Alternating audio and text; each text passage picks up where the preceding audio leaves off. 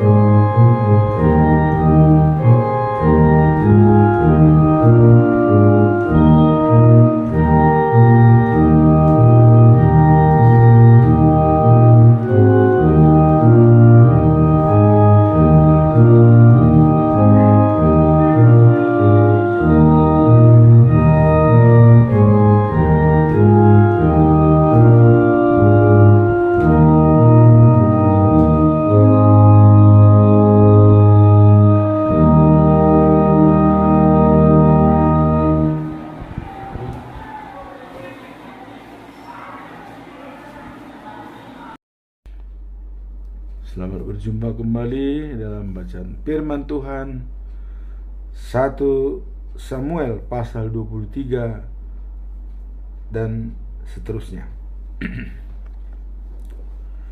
Daud menyelamatkan kota Kehila. Pada suatu hari diberitahukan kepada Daud bahwa orang Filistin menyerang kota Kehila dan merampas gandum yang baru dipotong. Lalu bertanyalah kepada Tuhan, haruskah aku pergi menyerang orang Filistin? Iya, jawab Tuhan, seranglah mereka dan selamatkanlah penduduk Kehila. Tetapi anak buah Daud berkata kepadanya, Sedangkan di sini, di Yehuda, kita sudah sangat ketakutan. Apalagi kalau kita harus pergi menyerang tentara Filistin di Kehila. Sebab itu sekali lagi Daud meminta petunjuk dari Tuhan. Dan Tuhan menjawab, jangan khawatir, seranglah kota Kehila, karena tentara Filistin itu akan kuserahkan kepadamu. Maka pergilah Daud dan anak buahnya ke Kehila, lalu diserangnya serta dibunuhnya banyak orang Filistin, dan dirampasnya ternak mereka. Demikianlah Daud memberantas penduduk kota itu. Ketika Abiatar anak Abimelek melarikan diri kepada Daud dan menyertai Daud ke Kehila, ia juga membawa efod.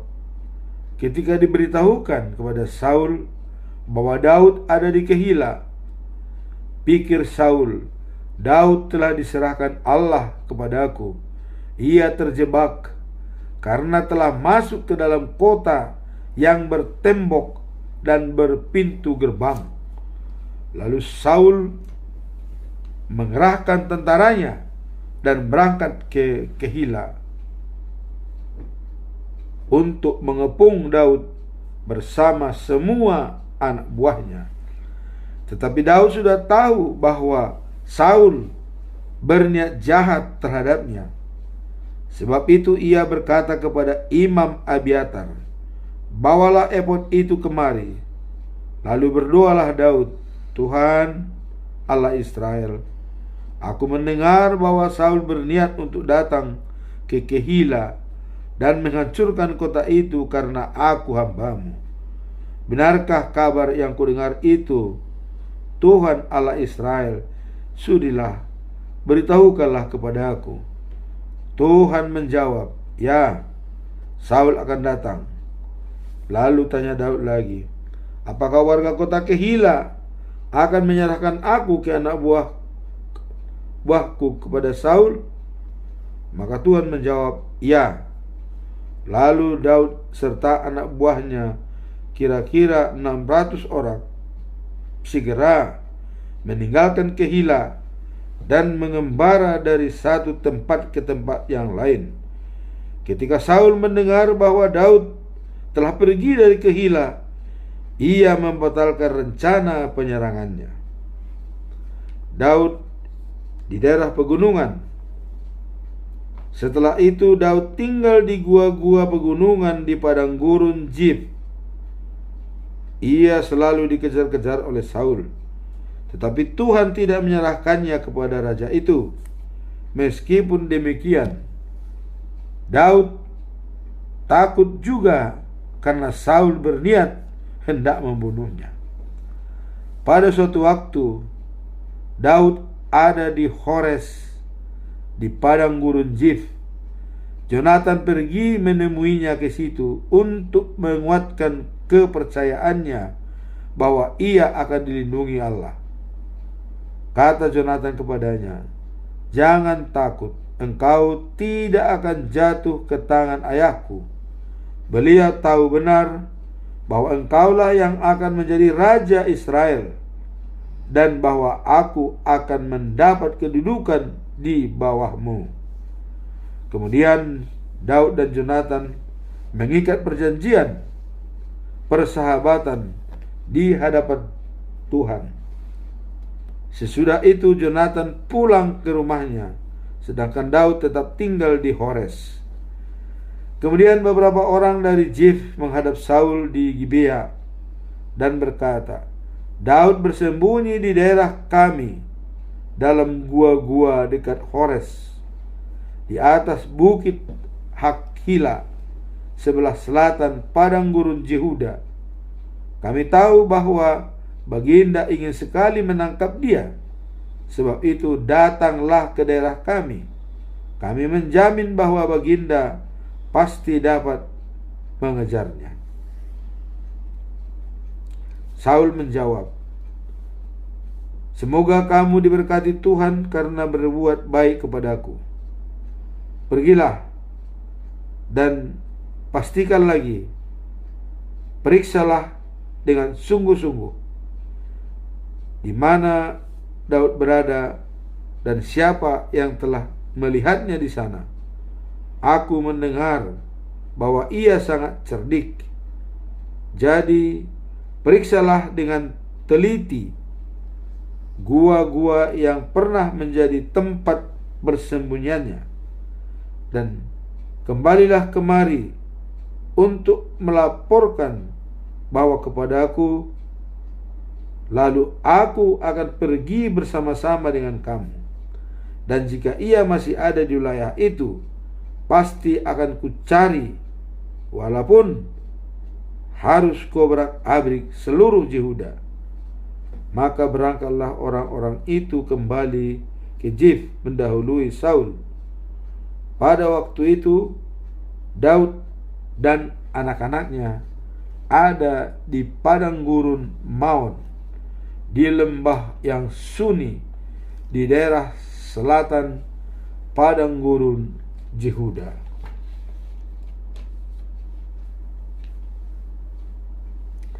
Saul dan tentaranya datang hendak mencari Daud, tetapi orang memberitahukan hal itu kepada Daud, hingga ia pergi ke gunung batu di padang gurun Maon dan tinggal di situ. Setelah Saul mengetahui hal itu, ia segera mengejar Daud. Saul dan tentaranya berjalan di pinggir gunung sebelah sini, sedangkan Daud dan anak buahnya di pinggir sebelah sana. Daud cepat-cepat meloloskan diri dari Saul yang sudah mulai memegang hendak menangkap mereka. Tetapi tiba-tiba datanglah seorang utusan menghadap Saul dan berkata, "Hendaklah baginda segera kembali, orang Palestin telah menyerbu negeri kita." Lalu Saul menghentikan pengejaran terhadap Daud dan pergi untuk berperang melawan orang Filistin. Itulah sebabnya tempat itu disebut Gunung Pemisahan. Dari situ Daud pergi ke wilayah En-Gedi dan bersembunyi di gua-gua.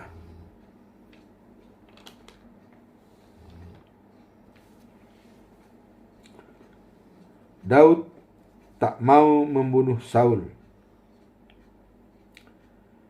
Ketika Saul baru saja pulang dari peperangan melawan orang Filistin, ia menerima kabar bahwa Daud ada di padang gurun dekat En-Gedi.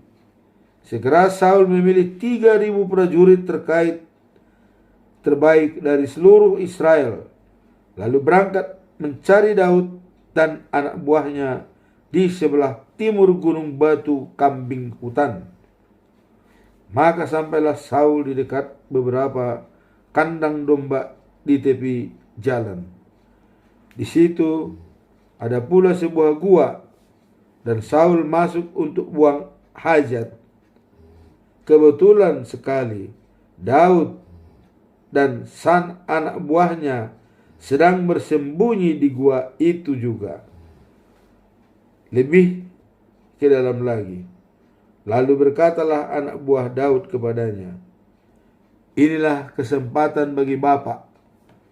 Bukankah Tuhan telah berkata kepada bapak demikian? Musuhmu akan kuserahkan kepadamu. Perbuatlah sekehendakmu atas dia." Kemudian Daud menyelinap ke tempat Saul, dan dengan diam-diam dipotongnya sedikit pinggir jubah Saul. Tetapi setelah itu Daud merasa bersalah karena ia telah melakukan hal itu. Ia berkata kepada anak buahnya, "Semoga Tuhan menjaga, jangan sampai aku berbuat jahat terhadap rakyatku yang telah dipilih Tuhan. Sedikit pun tak boleh aku menyakitinya, karena dia raja pilihan Tuhan." Demikianlah Daud menenangkan anak buahnya dan tidak mengizinkan mereka menyerang Saul. Saul bangkit dan meninggalkan gua itu, lalu meneruskan perjalanannya. Daud pun keluar dari gua itu dan berseru di belakang Saul. Baginda Saul menoleh ke belakang dan Daud sujud dengan hormat lalu berkata, "Mengapa Baginda mendengarkan omongan orang yang mengatakan bahwa hamba hendak mencelakakan Baginda? Sekarang Baginda mengalami sendiri bahwa di dalam gua tadi Tuhan telah menyerahkan Baginda kepada hamba. Hamba telah dibujuk oleh seseorang untuk membunuh Baginda, tetapi hamba menolak. Hamba menjawab bahwa hamba tidak mau menyakiti raja hamba yang dipilih Tuhan. Lihatlah, ayahku, lihatlah potongan jubah Baginda yang hamba pegang ini. Sebenarnya hamba dapat membunuh Baginda, tetapi hamba hanya memotong sedikit pinggir jubah Baginda. Jadi nyatalah bahwa hamba tidak bermaksud jahat ataupun durhaka. Baginda mengejar-ngejar hamba untuk membunuh hamba, meskipun hamba tidak bersalah sedikit pun terhadap Baginda. Semoga Tuhanlah yang memutuskan siapa di antara kita yang bersalah. Tuhanlah kiranya yang membalas perbuatan Baginda terhadap hamba. Namun sedikit pun hamba tidak akan menyakiti Baginda. Baginda tahu pribadi saya. Baginda tahu peribahasa kuno ini. Kejahatan hanya dilakukan oleh orang-orang yang jahat. Sebab itu hamba tidak akan menyakiti Baginda. Perhatikanlah hamba ini yang hendak dibunuh oleh Raja Israel. Lihatlah hamba itu yang dikejar-kejarnya. Hamba hanya seekor anjing mati, seekor kukus saja. Tuhan akan menjadi hakim antara Baginda dan hamba. Semoga Dia memeriksa perkara ini dan membela hamba serta menyelamatkan hamba dari Baginda." Setelah Daud selesai mengucapkan kata-kata itu, berkatalah Saul, "Engkaukah itu, hai Daud, anakku?" Lalu menangislah ia. Maka katanya kepada Daud, "Engkau yang benar dan akulah yang salah.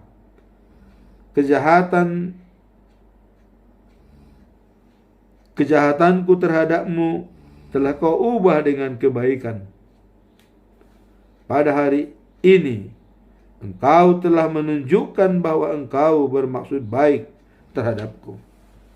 Sebab engkau tidak membunuhku, meskipun Tuhan telah menyerahkan aku kepadamu. Jarang sekali seorang bertemu dengan musuhnya, tetapi dibiarkannya musuhnya itu hidup. Jadi semoga Tuhan memberkati engkau oleh karena perbuatanmu yang baik terhadapku pada hari ini. Sekarang aku yakin bahwa engkau akan menjadi raja atas Israel, dan bahwa kerajaan Israel akan tetap kokoh di bawah pemerintahanmu. Sekarang berjanjilah kepadaku demi Tuhan bahwa engkau tidak akan membunuh keturunanku dan juga tidak akan menghapus nama keluargaku." Lalu bersumpahlah Daud akan melaksanakan hal itu. Kemudian pulanglah Saul ke tanahnya, dan Daud serta anak buahnya pun kembali ke tempat persembunyiannya. Samuel meninggal.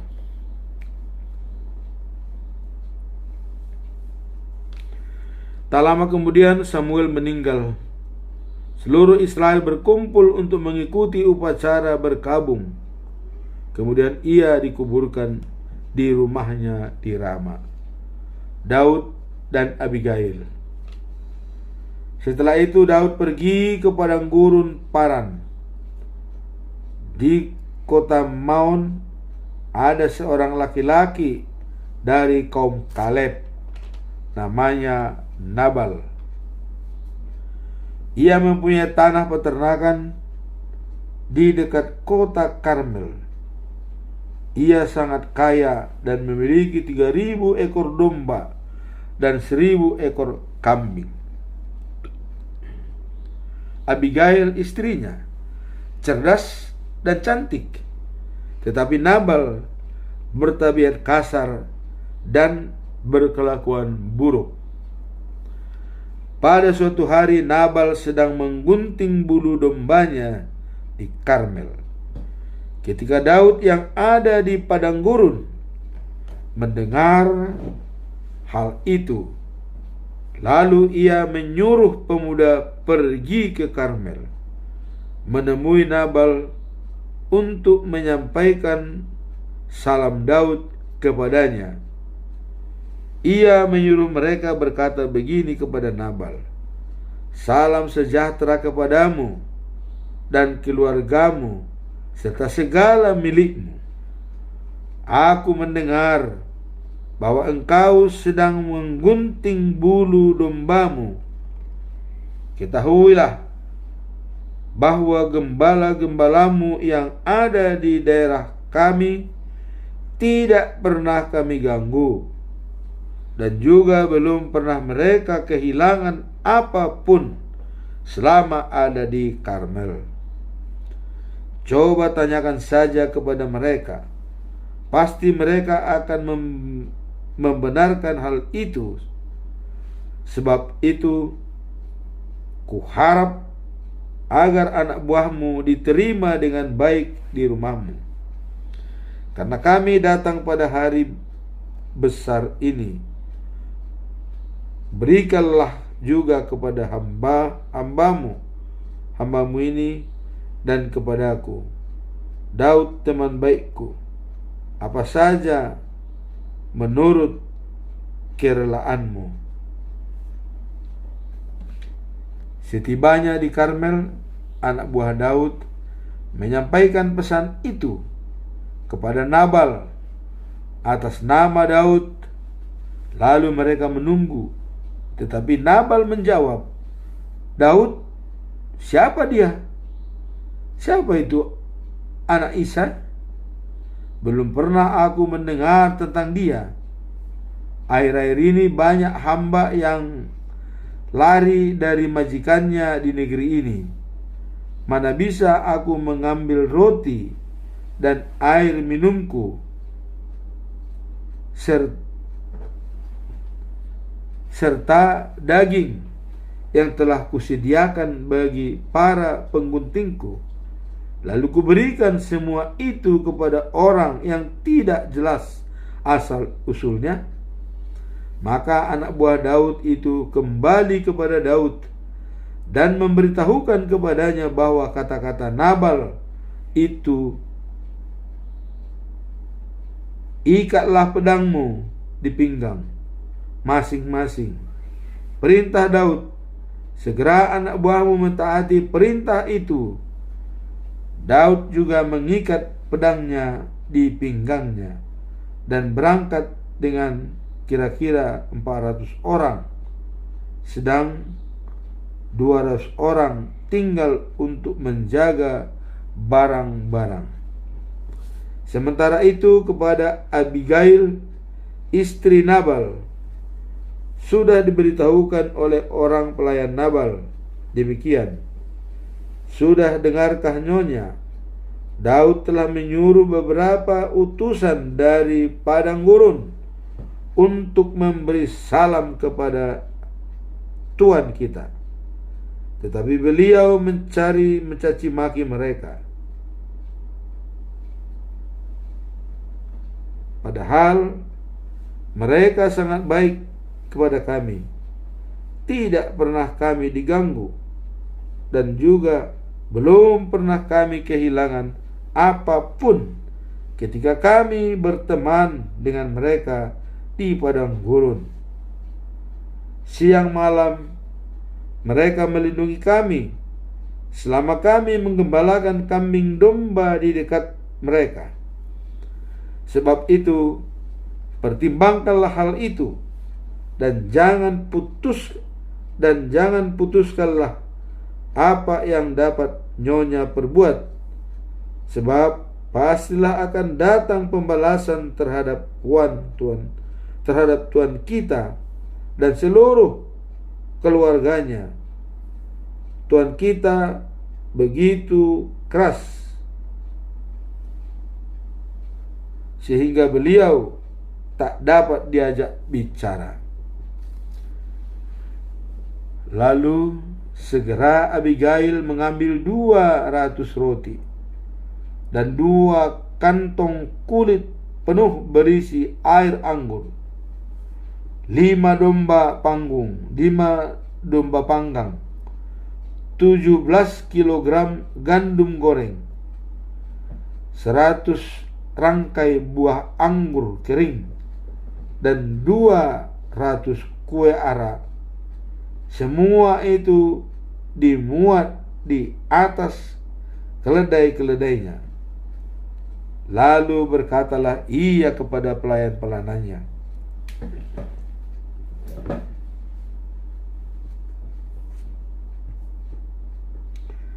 "Kamu berjalan mendahuliku, aku akan mengikuti kamu." Tetapi ia tidak mengatakan apa-apa kepada suaminya.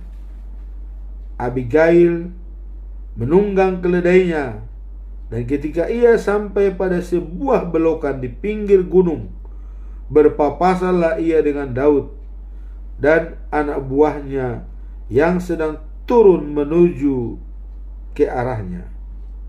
Pada saat itu Daud sedang berpikir, "Percuma saja aku menjaga milik orang ini di padang gurun. Tak ada sedikit pun yang hilang dari miliknya, dan sekarang dibalasnya kebaikanku dengan kejahatan.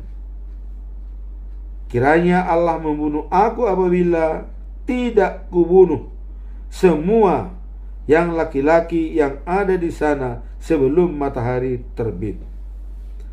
Ketika Abigail melihat Daud, ia segera turun dari keledainya, lalu sujud pada kaki Daud, serta berkata kepadanya, "Tuanku, sudilah mendengarkan.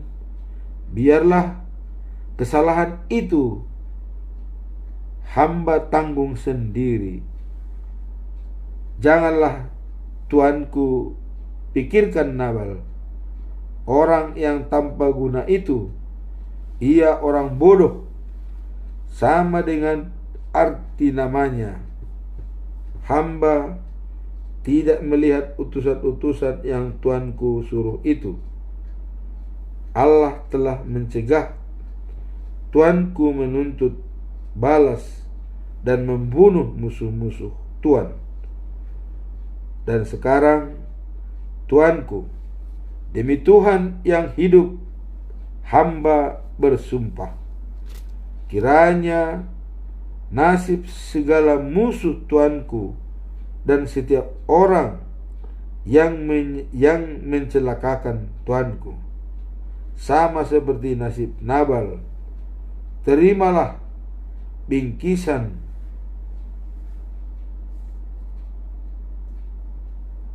yang hamba bawa ini untuk tuanku dan anak buah tuanku.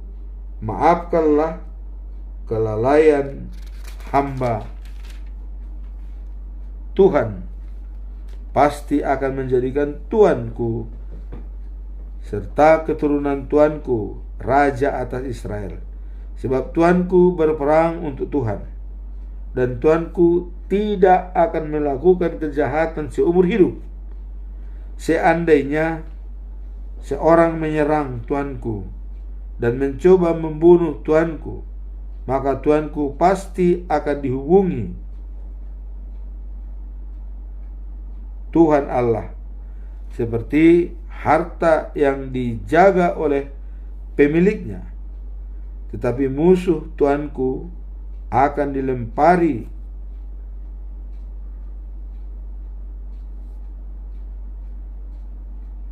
musuh tuanku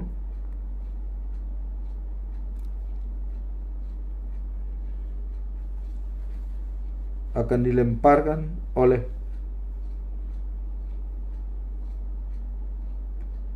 pengumban. Tuhan akan melakukan segala kebaikan yang dijanjikannya kepada tuanku, dan tak lama lagi tuanku dijadikan raja atas Israel. Pada waktu itu tuanku akan mengingat bahwa tuanku tidak membunuh tanpa alasan atau main hakim sendiri, sehingga tuanku tak perlu merasa sedih atau menyesal. Dan apabila Tuhan telah memberkati tuanku, janganlah melepaskan hamba tuanku ini. Lalu berkatalah Daud kepadanya, terpujilah Tuhan Allah Israel yang mengutus aku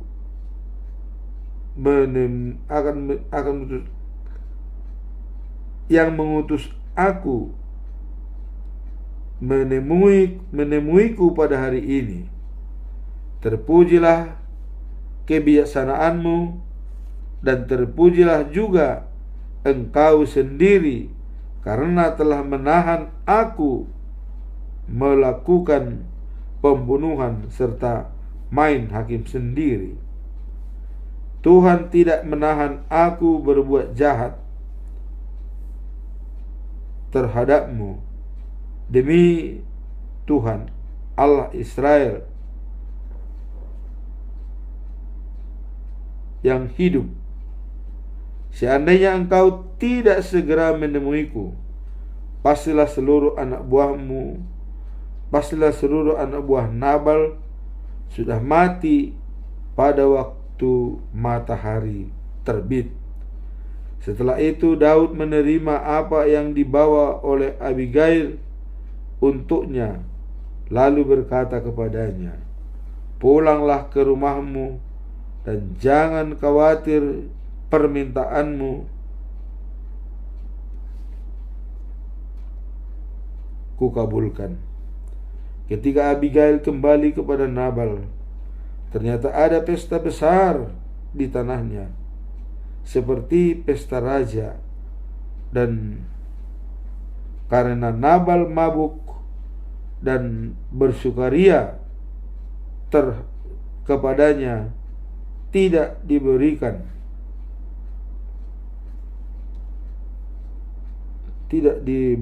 ya, apapun oleh istrinya sampai besoknya. Paginya setelah Nabal tidak mabuk lagi, istrinya memberitahukan kepadanya tentang segala kejahatan itu. Lalu Nabal mendapat serangan jantung dan seluruh badannya menjadi lumpuh. Kira-kira 10 hari kemudian, Nabal mendapat serangan jantung lagi dari Tuhan, sehingga ia meninggal. Ketika Daud mendengar bahwa Nabal sudah mati, berkatalah ia, terpujilah Tuhan, ia telah membalas penghinaan yang dilakukan Nabal terhadap aku, dan setelah mencegah hambanya ini melakukan kejahatan, Tuhan telah menghukum Nabal karena kejahatannya. Kemudian Daud mengirim utusan kepada Abigail untuk melamarnya menjadi istrinya. Maka sampailah utusan Daud kepada wanita itu di Karmel dan berkata kepadanya, "Kami diutus oleh Daud menghadap nyonya, sebab ia ingin melamar nyonya menjadi istrinya." Abigail pun bangkit dan sujud serta berkata, "Aku ini hamba Daud, aku bersedia membasuh kaki para hambanya." Kemudian berkemas-kemaslah ia dengan segera. Ia naik ke atas keledainya dan diiringi oleh 5 orang pelayan wanitanya. Berangkatlah ia mengikuti utusan Daud, maka ia menjadi istri Daud. Sebelum itu, Daud telah menikah dengan Ahinoam dari Yisrael, dan kini Abigail juga menjadi istrinya. Sementara itu, Saul telah mengawinkan Mikal putrinya, yaitu istri Daud, dengan Palti, anak Lais dari kota Galim. Demikianlah pembacaan firman Tuhan. Semoga bisa menjadi pencerahan buat kita dalam menyikapi kebesaran firman Tuhan. Amin. Tuhan berkati. Subscribe, comment, and share.